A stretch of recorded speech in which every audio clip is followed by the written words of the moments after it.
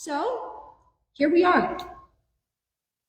We're here now. We have no opinions or judgments about anything here and now or then and there. We told that big old mean, grumpy, controlling ego to take a long walk off a short bridge, and we re-entered the joy of our playful id self. And now for the last 5 weeks, we've done the work. What work am I talking about? I'm talking about the work of forgiveness, because that's what it turned out to be, right? Turned out to be work. I mean, we'd already accomplished all of those other amazing things. Forgiveness should have been a snap, right?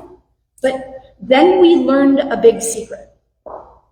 Some folks struggle to snap. For me, it's hit or miss. Either the sound, like, there.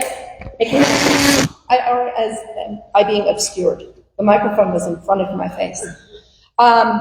So yeah, I struggle to snap, but I'm speaking metaphorically in this sense. We found that when it comes to the stuff that we have let grow deep roots, the stuff that we have been feeding and watering for years, maybe without even realizing it, that stuff doesn't want out without a fight.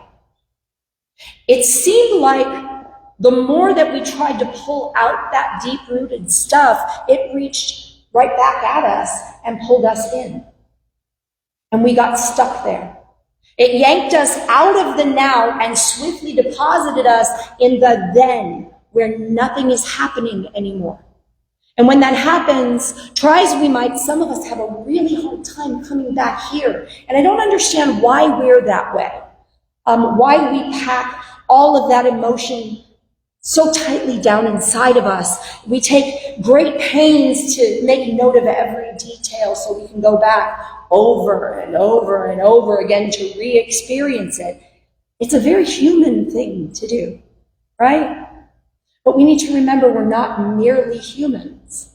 We are spiritual beings having a human experience. And as such, we can make our own rules, right? We spiritual beings can learn, we can choose to learn from the constipated emotions of our forefathers, and we can ascend into ever-presence in the now. We don't have to do the things. What's important to me in being able to get that into the sermon is it's play. That's play for me. I get to say constipated and make it applicable. That is play. And we've already uncovered that that's one of the keys to unlock the path toward enlightenment. But how can we play? How can we play when we're so full of that old, already been and done, can't do it over again, can't change a gosh darn thing? Frogs. Can't change a gosh darn thing literature that we've been carting around with us, right? How do you play when you've got all those stories in your hands that you haven't put down? Those of you who were here for the forgiveness workshop yesterday, tell me, did you guys find some tools that are working for you, that are helping you put stuff down and free your hands up? Yeah, when I was putting the materials together for that, I wanted to include as many different approaches as possible, because while I would like to believe that the answers which work for me will work for everyone, it simply ain't always so. We are these fragile bodies all filled with emotion, and sometimes when the emotions are too big for us to think clearly, we need a different approach.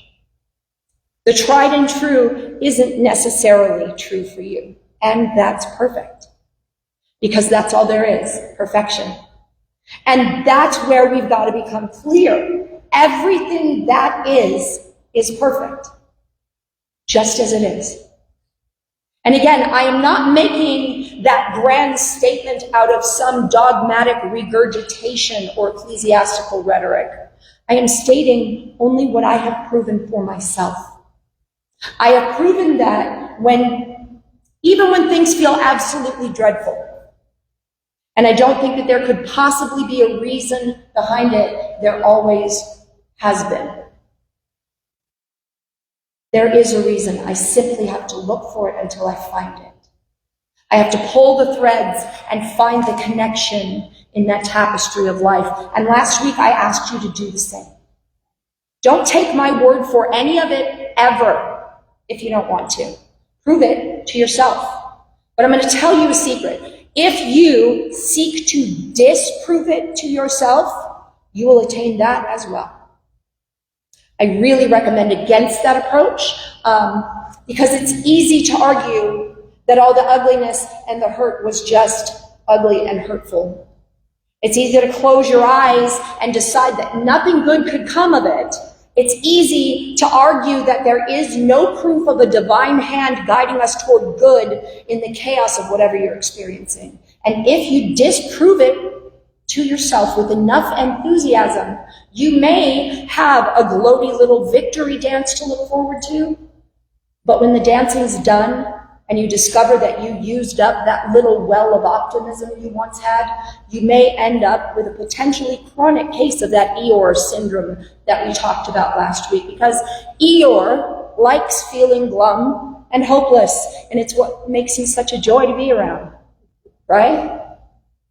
But see, if you choose to trust, then you look for one single thin thread, one teeny tiny bit that can link to some reason for gratitude within any experience. You will find it. And when you do, when you find that first little shining strand and you hold it up and you say, there you are. If that hadn't happened, I never would have seen, I never would have gotten, I never would have ended up here doing this. It's like that one little thread magically gathers all the many, many others around it, and suddenly your hands are filled with clarity. Clarity and deep, deep appreciation. Now, I have told you a few of my own experiences in these 5 talks on forgiveness. I told you a really tough one, and I told you my positive, empowering takeaway from it. I told you one last week, which made it pretty simple to find the threads of good. I explained how, had I not looked at it with the intention of finding the good, I might have ended up suspended in and therefore crippled by all of the loss I had to go through to get some of the greatest gifts I could ever have imagined, 2 of whom are sitting in the front row. And if you haven't heard that talk and you want to know all the details, go to our Facebook page and listen. It's still there. But see, that got me thinking, and I wanted to share my thoughts with you. But being as solemn and serious and ponderous as I am, I have chosen to take you on a little field trip with me to a new but equally magical sacred location with me, where we can discover the joy of discovery with a little more help from Benjamin Hoff. Through copse and spinney marched bare, down open slopes of gorse and heather, over rocky beds of streams, up steep banks of sandstone into the heather again, and so at last, tired and hungry, to the 100 Acre Wood. For it was in the 100 Acre Wood that Owl lived. And if anyone knows anything about anything, said Bear to himself, it's Owl who knows something about something, he said. Or my name's not Winnie the Pooh, he said, which it is, he added, so there you are. So now we come to Owl's house, as some of us have so many times before, searching for answers to questions of one sort or another. Will we find the answers here? Will we find the proof all wrapped up with a bow? Before we go in and take a look around, it seems appropriate to have a few background remarks about the kind of scholar Owl represents. And we're looking at it in very much the same way as we did the ancient painting of the vinegar tasters last week. Again, if you haven't heard that talk, go listen to it online. I am going to show the painting here for any who missed it. Now, you remember that in the painting there are these 3 men who have each dipped their finger into the vat of vinegar. And all 3 have a very different expression on their face after tasting it. One represents Kung Fu-Tzu, known by most as Confucius, and his sour viewpoint about how one should live was largely based on propriety and control. Remember this saying about him: if the mat was not straight, the master would not sit. Another, the one with the expression of bitterness, that represents the Buddha, which kind of blew my mind when I really looked into it. That represents the Buddha. Stop and think about it, though. He believed that life was nothing more than an endless series of challenges and trials which we must seek to overcome, right?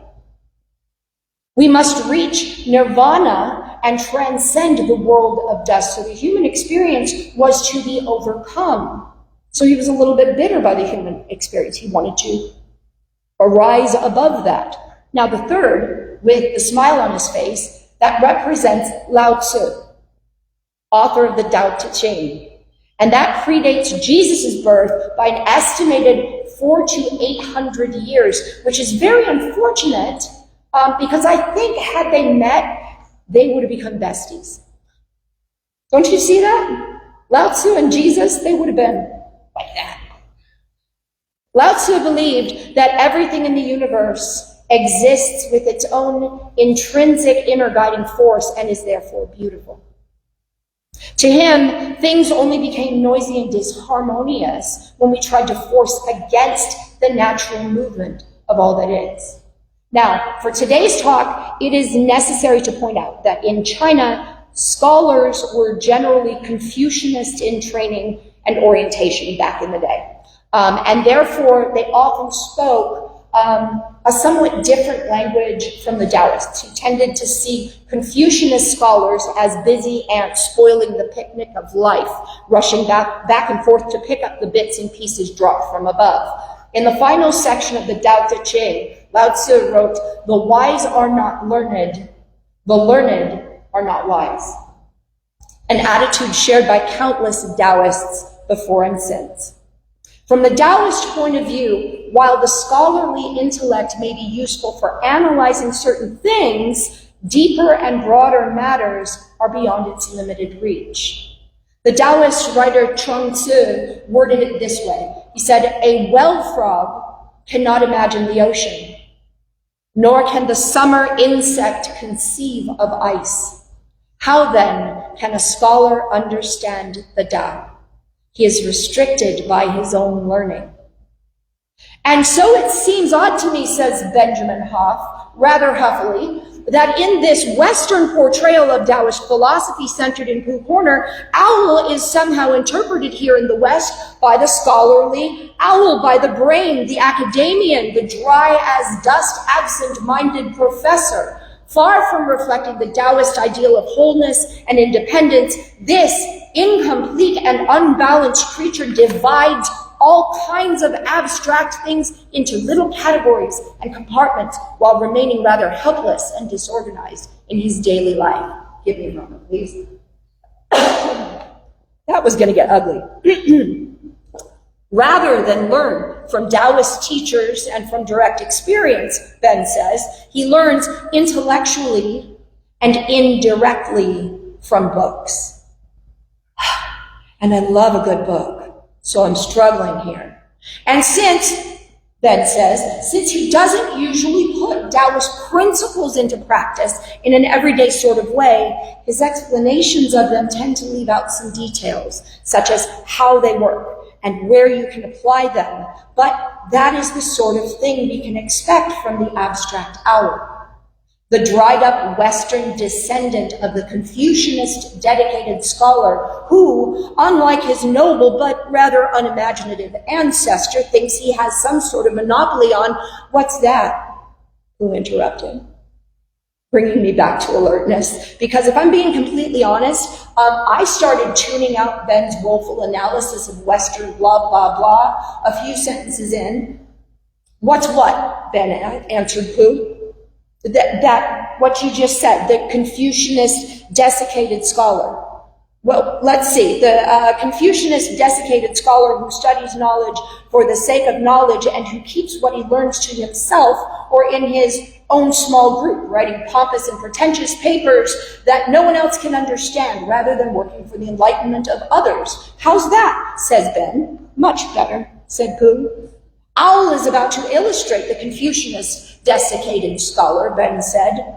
I see, said Pooh, and all that time that Ben and Pooh are talking, I am thinking about how they turned the word dedicated into desiccated, and neither one of them caught it or changed it back. I am of no use in this conversation whatsoever, so this conversation between man and bear may continue without me, and I will sit back and blow bubbles. Which brings us back to Owl. Let's see. How did Rabbit describe the situation with Owl? Here it is. You can't help respecting anybody who can spell Tuesday, even if he can't spell it right. But spelling isn't everything. There are days when spelling Tuesday simply doesn't count. By the way, Pooh, how do you spell Tuesday? Spell what?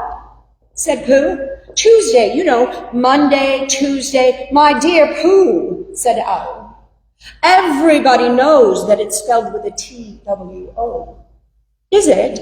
Asked Pooh. Of course, said Owl. After all, it is the second day of the week. Oh, is that the way it works? Said Pooh. All right, Owl, Ben said. Then what comes after Tuesday? Thursday, said Owl. Owl, you're just confusing things, Ben said. This is the day after Tuesday, and it's not Thursday.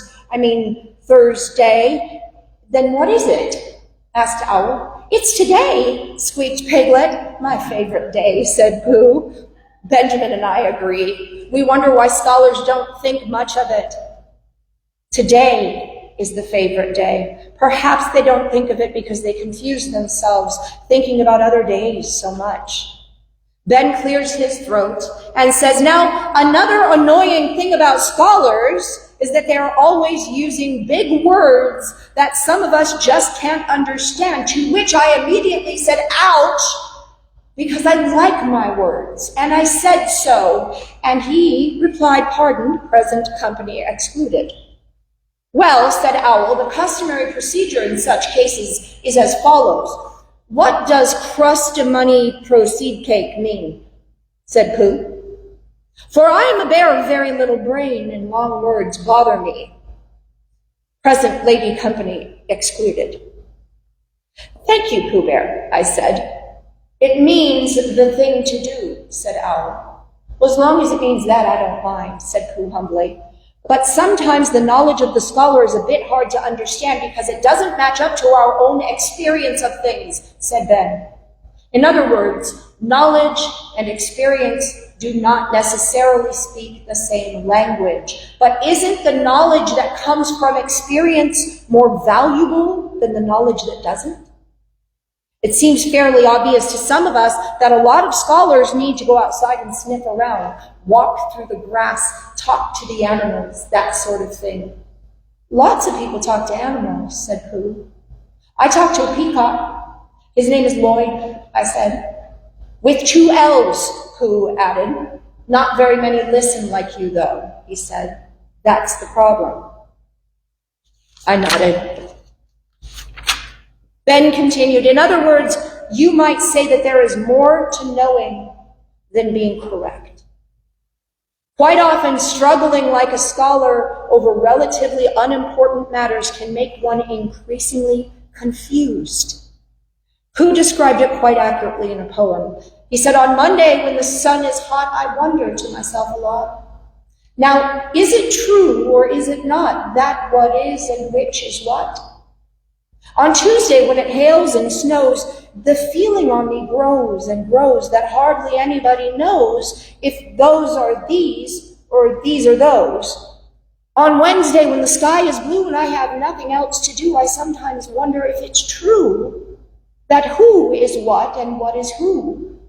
On Thursday, when it starts to freeze and frost twinkles on the trees, how very readily one sees that these are whose, but whose are these? On Friday, yes, whose are these anyway, interrupted Ben. To the desiccated scholar, putting names on things is the most vital activity in the world. And just here I found that I couldn't hold it in any longer. Excuse me, Ben. Did you know that you started by calling them dedicated scholars and then Pooh said desiccated and you never changed it back? Because it's been screaming in my head this whole time and you just said it again. So, yes, I know it changed. I thought it was funny watching you squirm, said Ben. You owe me $5, Pooh. She couldn't hold it in to the end. Hey, I said. Oh, bother, said Pooh, trying to find pockets in his non-existent pants. Now may I finish? Asked Ben. Now scholars can be very useful and necessary in their own dull and unamusing way. They provide a lot of information. It's just that there is something more. And that something more is what life is really all about. That something more is what I try to bring you when I climb these steps every week. True, I love words. I love them. The juicier, the better.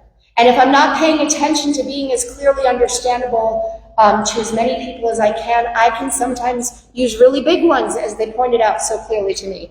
But regardless of the words that I use, I try to bring you what I know, what I've lived through and lived and learned from, what I've proven for myself. But the thing is, proving these things to myself does nothing to convince you. It does nothing to convince you of their truth, just as finding my own path to forgiveness may not help you find yours. On page 423 of The Science of Mind is another of my favorite Ernest Holmes quotes. In conclusion, what the world needs is spiritual conviction followed by spiritual experience. I would rather see a student of this science prove its principle than to have her repeat all the words of wisdom that have ever been uttered. It is far easier to teach the truth than it is to practice it. But the practice of truth is personal to each. And in the long run, no one can live our life for us. To each is given what he or she needs, and the gifts of heaven come alike to all. How we shall use these gifts is all that matters. I can stand here and I can quote from books and websites and speeches made by others all day long. I can give you the very best and most effective tools that I have, but I can't make any of it work for you. Go out there and prove the principle for yourself. Prove what works for you. Then come back and teach us. I know that I and a lot of others stand up in front of people week after week, and there's this mistaken impression that we speakers to the masses, especially in churches and other places of faith, that we hold some kind of mysterious and powerful knowledge that ordinary folks can only get if they work really, really hard to do exactly what they're told. But that is not real. That's an image. I can talk about how I arrived where I'm asking you to be until I'm blue in the face, but if what I am saying about how to get here isn't working for you, if it isn't reaching inside of you, keep looking until you find what does. We can look together if you like. I can't give you the magic key to unlock all the doors. I can only give you the ones that I hold. And I can back that up with the promise that if I'm trying to teach it, it's because I know with absolute certainty and the conviction of personal experience that the end result we're trying to achieve is possible. Whether we're trying to learn how to forgive or how to love through the anger or how to do the Macarena, I will teach only what I personally and intimately know to be attainable. But please don't take my word for it. If you do, I'm not doing my job very well. In the Gospel of John, chapter 5, verses 14 and 15, this is the confidence we have in approaching God, that if we ask anything according to his will, he hears us. And if we know that he hears us, whatever we ask, we know that we have what we asked of him. And in The Science of Mind on page 151, Ernest Holmes said, God manifests himself through all individuals. No two people are alike. Each has a unique place in the universe of mind. Each lives in mind. Each contacts it through their own mentality in an individual way, drawing from it a unique expression of its divine nature. If one makes themselves receptive to the idea of love, they become lovable. To the degree that one embodies love, they are love. Whosoever becomes receptive to the idea of peace, poise, and calm, whosoever embodies these divine realities finds them flowing through them. There is a place in us which lies open to the infinite.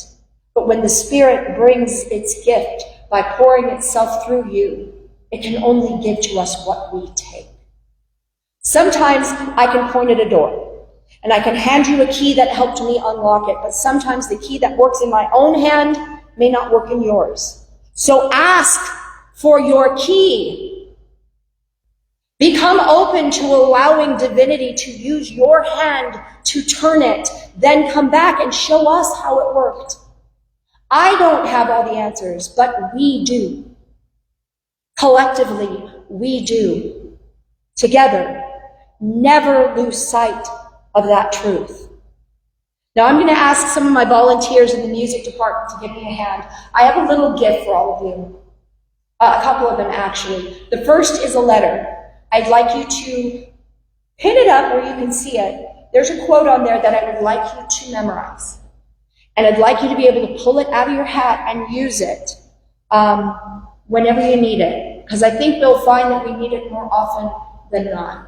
And the second is a little bear. It's similar to that wise poo that we've been learning so much from. Please keep your little bear where you can see it. Let it be your reminder to stay right here where everything's happening. Not in our heads in the future or in our heads in the past. Let it be your reminder when you are thinking and chewing your way through your brain. Oh wait, there's that bear. I was in my head again. Right? Experience the world around you. You can only do it now. When you're in the present, you experience things so harmoniously that you're constantly aware of the good behind all that is, so you can finally step into a life of freedom from all that used to weigh you down. And knowing that for any locked door you may encounter, you have a whole room full of people with keys waiting to share them with you. Thank you.